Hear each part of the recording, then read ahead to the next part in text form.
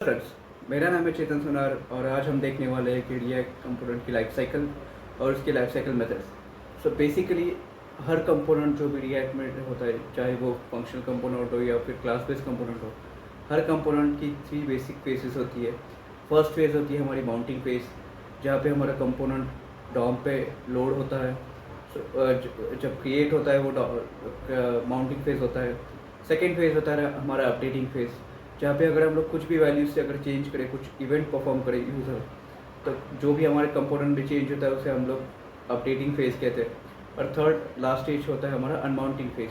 तो जब भी हम लोग हमारे कंपोनेंट को यूआई से और डॉम से रिमूव कर देते हैं, उस टाइम अनमाउंटिंग फेज होता है। तो इन तीनों फेज में मल्टीपल मेथड्स होती है। ठीक है, अगर हम लोग क्लास बेस्ड कंपोनेंट के लिए स्पेसिफिकली बात करें, तो क्लास बेस्ड कंपोनेंट में हर एक फेज में मल्टीपल मेथड्स कॉल होती है। वो मेथड्स कुछ हम लोग कॉल कर सकते हैं, मतलब अगर हम लोग लिखे वो मेथड्स, अगर हम लोग लिखे तो वो कॉल हो जाती है और हम लोग वहाँ पे डिफरेंट डिफरेंट ऑपरेशन परफॉर्म कर सकते हैं।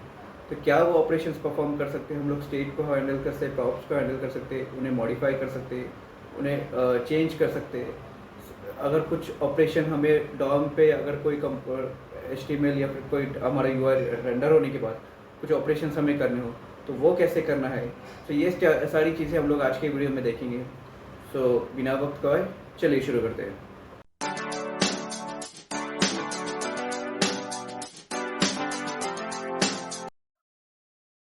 जैसे कि मैंने कहा कि रिएक्ट कंपोनेंट लाइफ साइकिल में बेसिकली 3 फेजेस होते हैं। फर्स्ट फेज होता है माउंटिंग फेज, सेकंड होता है अपडेटिंग फेज और थर्ड होता है हमारा अनवाउंटिंग फेज। इस हम लोग अब स्टेप बाय स्टेप देखते हैं कि हर फेज में कौन सी मेथड है। अगर हम लोग माउंटिंग फेज देखें, तो ये सारी methods specifically for class based component के लिए है। अगर फंक्शनल कंपोनेंट्स के में अब हमें ये फीचर्स इनेबल करना है, तो हमें हुक्स यूज करने पड़ते हैं। ठीक है, तो वो हम लोग बाद में देखेंगे, लेकिन अभी हम लोग क्लास बेस्ड कंपोनेंट में कौन सी मेथड यूज करने वो देखते हैं। ठीक है, माउंटिंग फेज में फर्स्ट मेथड जो कॉल होती है वो है कंस्ट्रक्टर। एवरी टाइम जब भी हम लोग माउंटिंग फेज या फिर कंपोनेंट लिखते हैं, तो फर्स्ट मेथड हमारा कंस्ट्रक्टर कॉल होता है।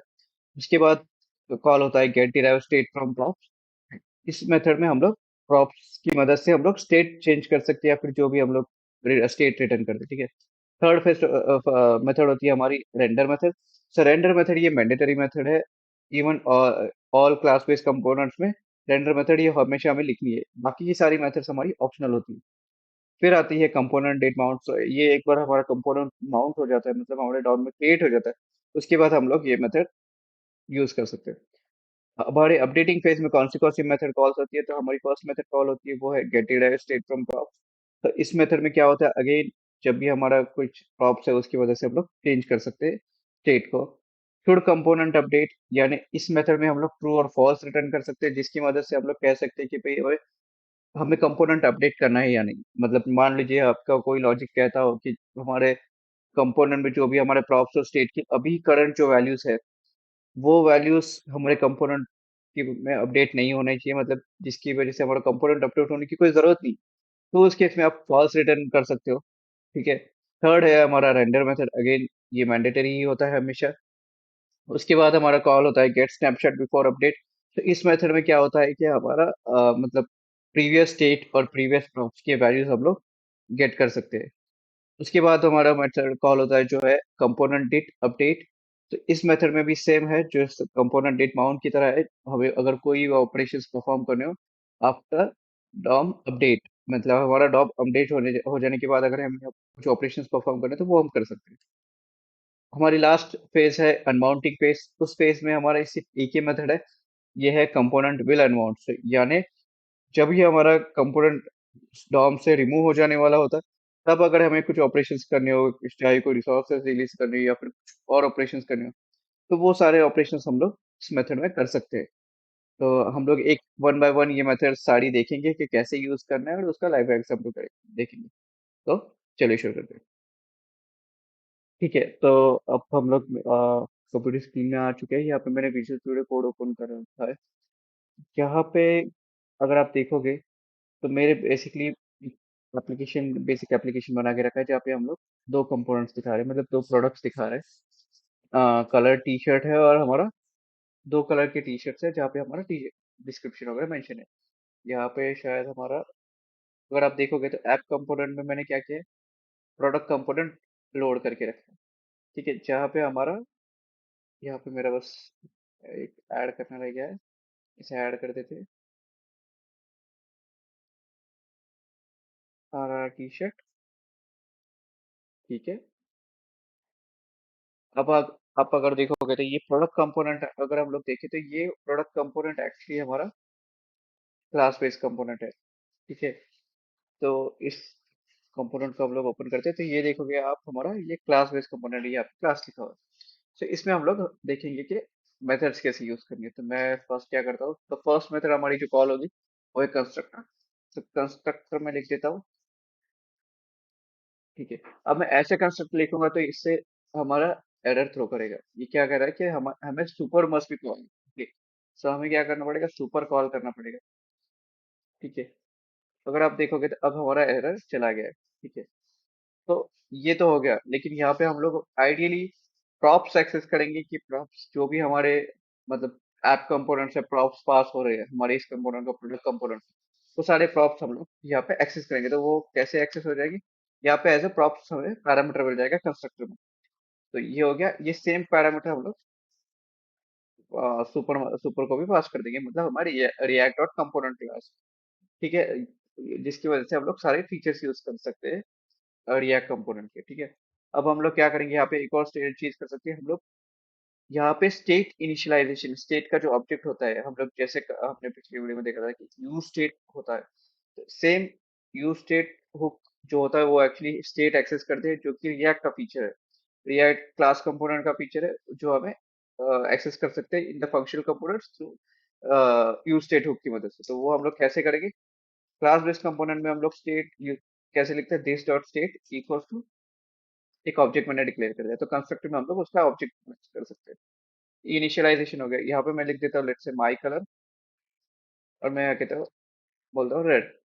अब ये रेड कलर में कहीं पे भी एक्सेस कर सकता हूँ हमारे JSX कोड में। तो कैसे करेंगे, तो लेट्स से मैं यहाँ पे ये div जो है जहाँ पे हमने क्लास नेम लिखा हुआ है, तो वहाँ पे मैं कर देता हूँ स्टाइल इक्वल्स टू एक जावास्क्रिप्ट का ऑब्जेक्ट पास करना है। अगर आपको ये सिंटैक्स ज्यादा नहीं पता है तो कोई बात नहीं है, हम लोग अगले वीडियोस में हम लोग देखेंगे ही ये कैसे करना है।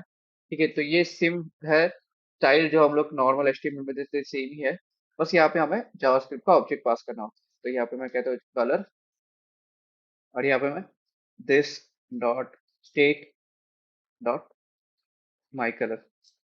ठीक है। तो मैंने क्या कर दिया, यहाँ पे स्टाइल में colour equals to this dot state dot my colour. तो जो भी हमारा स्टेट में माई कलर है वो हमारा यहाँ पे दिखेगा। तो अब अगर देखोगे आप, तो यहाँ पर हमारा टेक्स्ट का कलर चेंज हो चुका है, फॉन्ट कलर चेंज हो गया है। ठीक है। ये तो हो गई हमारी फर्स्ट मेथड। तो सेकंड मेथड हमारी कौन सी कॉल होती है, तो सेकंड मेथड हमारी कॉल होती है get state derived state from props. देखिए ये हमारी मेथड, अगर हम लोग इसे ऐसे लिखेंगे तो ये एक एरर देगा कि ये मेथड हमारी स्टैटिक होनी चाहिए। तो ये हमारा, इसे हम लोगों को स्टैटिक लिखना पड़ेगा। ठीक है, क्योंकि ये स्टैटिकली कॉल होती है।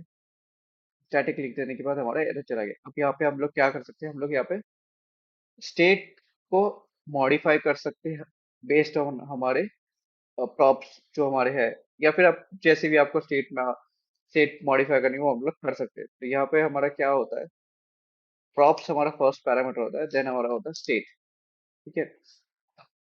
प्रॉप्स कौन सी होती है, अगर हम लोग यहाँ पे देखें तो हमें यहाँ पे मल्टीपल प्रॉप्स पास किए। ऐप कंपोनेंट से हम लोग अगर देखेंगे तो यहाँ पे हमने इमेज, डिस्क्रिप्शन, प्राइस वगैरह ये मल्टीपल प्रॉप्स पास किए। तो यहाँ पे मैं क्या करता है, एक और प्रॉप ऐड कर देता हूँ, colour equal to let's say yellow. ठीक है। अब मैंने क्या किया, यहाँ पे मैंने सिर्फ फर्स्ट कंपोनेंट को ही पास कर दिया, सेकंड वाले को मैंने पास ही नहीं किया। तो मैं यहाँ पे क्या करूंगा, मैं यहाँ पे चला जाता हूँ और यहाँ पे मैं चेक करता हूँ कि अगर, मतलब मैं कांस्टेंट ले लेता हूँ न्यू कलर इक्वल्स टू, अगर मेरे प्रॉप्स डॉट कलर एग्जिस्ट करता है, अगर उसकी वैल्यू है तो प्रॉप्स डॉट कलर ले लीजिए, else state dot my colour. ठीक है। तो ये हम लोग देखेंगे, और यहाँ पे मैं क्या करता हूँ, रिटर्न ऑब्जेक्ट रिटर्न करूंगा। यहाँ पे मैं कहूंगा माई कलर, और यहाँ पे मेरा हो जाएगा न्यू कलर। ठीक है, तो जो हमारा न्यू कलर होगा वो मतलब स्टेट, हमारा न्यू स्टेट ऑब्जेक्ट यहाँ पे पास हो जाएगा। तो यहाँ पे आप देख सकते हो कि मेरा जहाँ पे मैंने कलर प्रॉप्स पास किया था वहां पे हमारा येलो आ गया, और जहाँ पे हमने पास नहीं किया था वहां पे हमारा रेड ही आया, क्योंकि हमने यहाँ पे एक टर्नरी ऑपरेटर लिखा है, और जो ओल्ड स्टेट ही हमारा रिटर्न कर रहा है। ठीक है, तो इस तरीके से हम लोग स्टेट ऑब्जेक्ट मॉडिफाई कर सकते हैं इस मेथड में। थर्ड मेथड हमारा रेंडर मेथड कॉल होता है, जहाँ पे हम लोग जो भी अपडेटेड स्टेट है वो उसकी मदद से हम लोग JSX कोड रिटर्न करते हैं। तो फोर्थ मेथड जो हमारा कॉल होता है वो होता है हमारा कंपोनेंट डेट माउंट। ठीक है, इसे हमें स्टैटिक लिखने की जरूरत नहीं है। अब इस मेथड में हम लोग कर क्या सकते हैं, इस मेथड में अब हमारा डॉम तो हमारा एक स्क्रीन पे मतलब जो भी JSX कोड है वो हमारा रेंडर हो चुका है डॉम में। ठीक है, यानी हमारा स्क्रीन पे रेंडर हो चुका है। अब इसके बाद हम लोग क्या कर सकते हैं, तो जैसे कि हम अगर कोई ऑपरेशन लिखा है जैसे कि जावास्क्रिप्ट में, तो 2 सेकेंड्स, हमारा डॉम रेंडर होने के 2 सेकेंड्स बाद हमें कुछ दिखाना है, तो वो कैसे करेंगे। उसके लिए मैं करूँगा, लेट्स से मैं एक सेट टाइम आउट फंक्शन है जावास्क्रिप्ट का वो यूज करता हूँ। यहाँ पे मैंने एक एरो फंक्शन है, उसके दो पैरामीटर्स होते हैं सेट टाइम आउट की। फर्स्ट पैरामीटर है हमारा एक फंक्शन जिसमें हम लोग ऑपरेशन क्या परफॉर्म करना है वो है होगा। सेकंड पैरामीटर होता है हमारा टाइम, तो ये मिली सेकेंड्स में होता है। ये हमारा 2000 मिली सेकेंड्स यानी 2 सेकेंड्स में मिलेगी। अब यहाँ पे मैं कहता हूँ कि दिस डॉट सेट स्टेट को क्लास बेस्ड कंपोनेंट्स में कैसे चेंज करते हैं, using the set state method. तो यहाँ पे हम लोग ऑब्जेक्ट ही पास करेंगे। यहाँ पे मैं कहता हूँ माई कलर, और मैं यहाँ पे बोल देता हूँ ग्रीन। ठीक है, तो इसका मतलब क्या है, आफ्टर 2 सेकेंड्स मेरा कलर क्या हो जाना चाहिए, ग्रीन हो जाना चाहिए। ठीक है, तो अब हम लोग देखते हैं कि क्या होता है। अगर हम लोग देखेंगे तो यहाँ पे हमारा क्या हो गया, फर्स्ट देख सकते हैं आप, फर्स्ट ये रेड है, ये येलो है, ये रेड का हमारा ग्रीन है। ये क्यों नहीं चेंज हुआ, इसका मैं रीजन बताता हूँ। अब ये मेथड हमारी कॉल हो गई तो ये हमारा बाउंडिंग फेज खत्म हो गया। जब हमने ये set this dot set set कर दिया, यानी हमने कुछ कंपोनेंट में चेंज कर दिया, कुछ इवेंट परफॉर्म कर दिया। ठीक है, सेट स्टेट कर दिया मतलब हमने कंपोनेंट में चेंज कर दिया, तो हमारे कौन सी फेज में चला जाता है, हमारा अपडेटिंग फेज में चला जाता है। तो अपडेटिंग फेज में चले जाने की वजह से हमारा क्या होता है कि इस मेथड ये मेथड कॉल हो जाती है। तो अपडेटिंग फेज में फर्स्ट मेथड जो कॉल होती है वो होती है हमारी get derived state from props. तो यहाँ पे हम लोग क्या करें, again props dot colour check करें, हमारा फर्स्ट कंपोनेंट का प्रॉप्स वहाँ पे पास किया है, जो कि हमारा येलो है। और सेकंड कंपोनेंट के लिए हमारे प्रॉप्स डॉट कलर पास नहीं किया है, तो हम लोगों ने क्या किया, स्टेट में से उठा। अब यहाँ पे जो देख रहे हैं वो स्टेट में my dot my colour state dot my colour green pass हो रहा है। तो इसकी वजह से हमारा ग्रीन वहाँ पे इफेक्ट रह रहा है फिर भी। ठीक है, तो ये हमारा हो गया। So, उसके बाद हमारा कौन सा मेथड हो गया, get derived state from props. उसके बाद हमारा मेथड होता है शुड कंपोनेंट अपडेट। ठीक है, ये मेथड क्या है हमारा,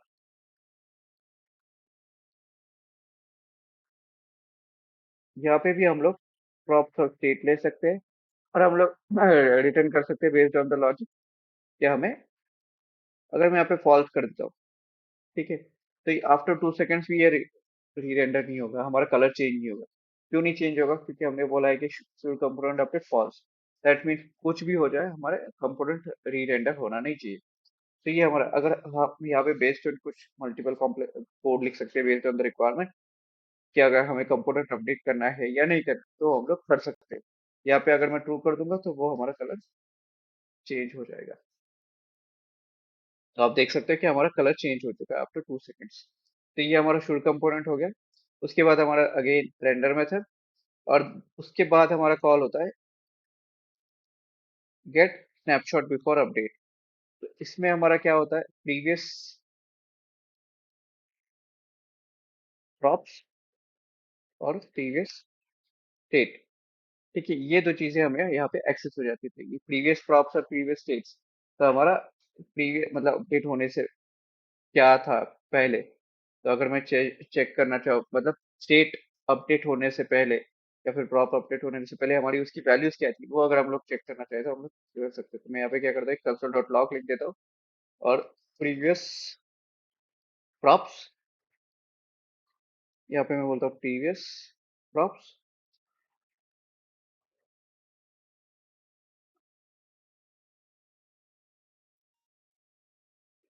प्रीवियस स्टेट, तो ये हमारा प्रीवियस प्रॉप्स और प्रीवियस स्टेट्स। ठीक है, अब देखते हैं यहाँ पे, मैं यहाँ पे कंसोल ओपन कर लेता हूँ। ठीक है, रिफ्रेश कर देते हैं। अब देखोगे आप, ठीक है, ये 2 सेकेंड्स क्यों लिया, क्योंकि हमारे 2 सेकेंड्स बाद हमारा टाइम आउट कॉल हुआ और वहां पे हमने चेंज किया, तब वो हमारा अपडेटिंग फेज में गया। तो ठीक है, तो प्रीवियस प्रॉप्स क्या थी, तो आप देख सकते हैं अल्ट टेक्स्ट प्रोडक्ट कलर हमारा येलो था। ठीक है, तो ये तो कलर तो हमने वैसे भी चेंज नहीं किया। प्रीवियस स्टेट क्या थी, तो प्रीवियस स्टेट में हमारा माई कलर येलो था। ठीक है, जो अब हमारा यहाँ पे ग्रीन हो चुका है।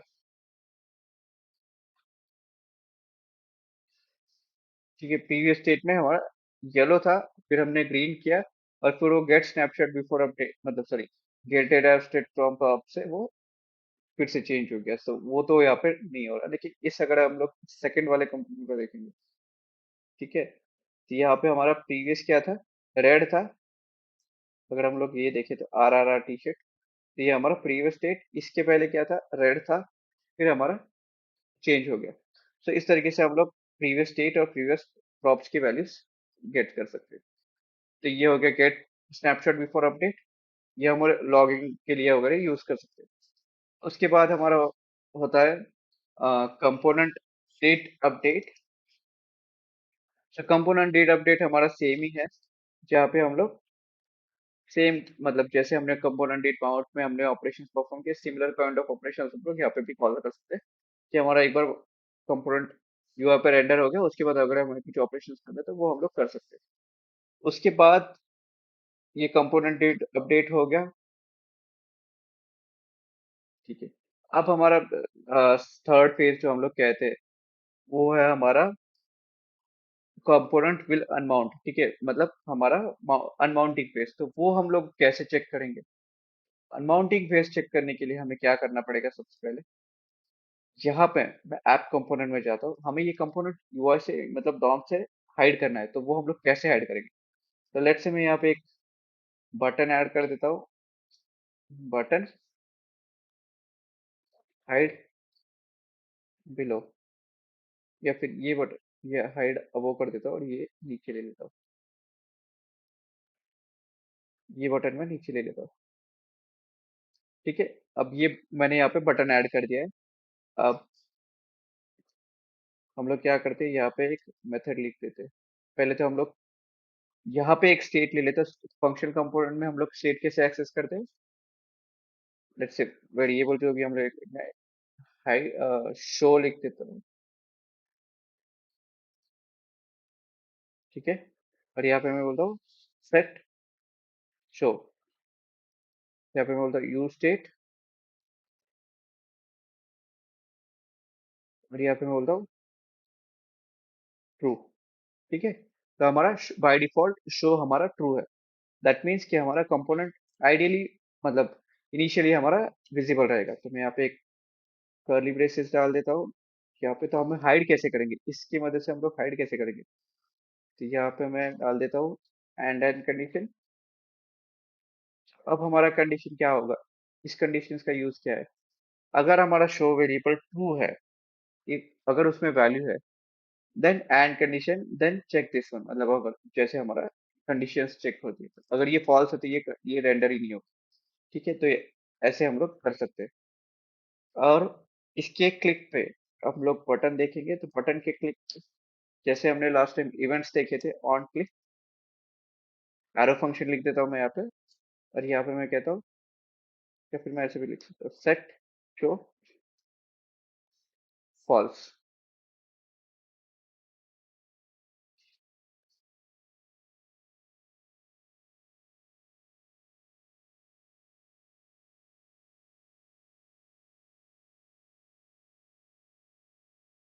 यहाँ पे ब्रैकेट मिस हो गया था। ठीक है, अब ये वर्क हो रहा है। अब हम लोग यहाँ पे देखेंगे। ठीक है, तो मैं यहाँ पे क्या कर देता हूँ, यहाँ पे एक मेथड, मतलब कंपोनेंट विल अनमाउंट लिख देता हूँ, और यहाँ पे मैं कंसोल डॉट लॉग कर देता हूँ। यहाँ पे मैं लिखूंगा component is going to be removed. ठीक है, अब हम लोग ये मेथड देखते हैं।